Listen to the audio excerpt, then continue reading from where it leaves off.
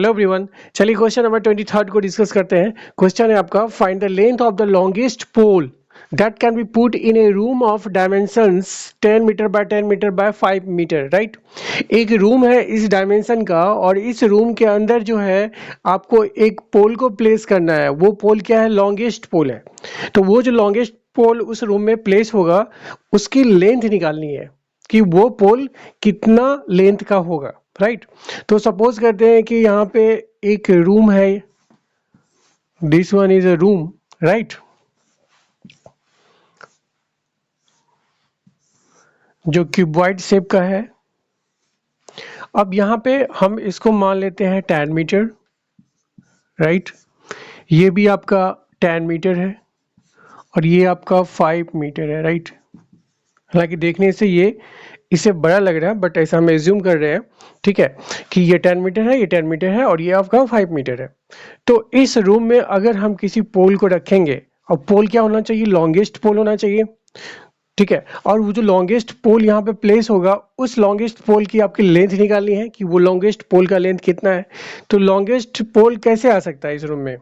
देखिए, इस कॉर्नर से अगर हम इस कॉर्नर से इस कॉर्नर को ज्वाइंट कर दें और इसके अलोंग जो है हमने एक पोल को रख दिया है। Right, this one is the pole. Right, जैसे रूम के एक कॉर्नर से क्या किया आपने? दूसरे कॉर्नर को मिलाने वाली जो स्ट्रेट लाइन है उस लाइन पे, उस स्ट्रेट लाइन के अलोंग हमने पोल को रखा है। That will be the longest pole. उसका लेंथ क्या होगा? सबसे ज्यादा होगा। This one is the longest pole. Right, तो इसका लेंथ निकालना है। तो इसका लेंथ हम कैसे निकालेंगे? चलिए देखिए, अब ये जो पोल है आपका डायगोनल के लॉन्ग रखने पे सबसे लॉन्गेस्ट होगा। राइट, तो कहने का मतलब डायगोनल की जो लेंथ हो गई वही लेंथ हो गई इस पोल की। ठीक है, अगर हम पोल को डायगोनल के लॉन्ग रखेंगे that will be the longest pole and the length of that longest pole we have to evaluate the value of length of the longest pole। तो diagonal की वैल्यू जितनी होगी that will be the length of this longest pole। तो वो होता है आपका, we know that length of the longest pole, पहले लिख देते हैं हम,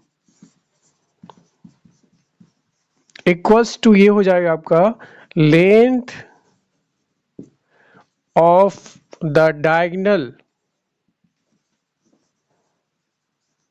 of the given room, of the given room, जो रूम दिया गया है उस रूम के डायगोनल का लेंथ।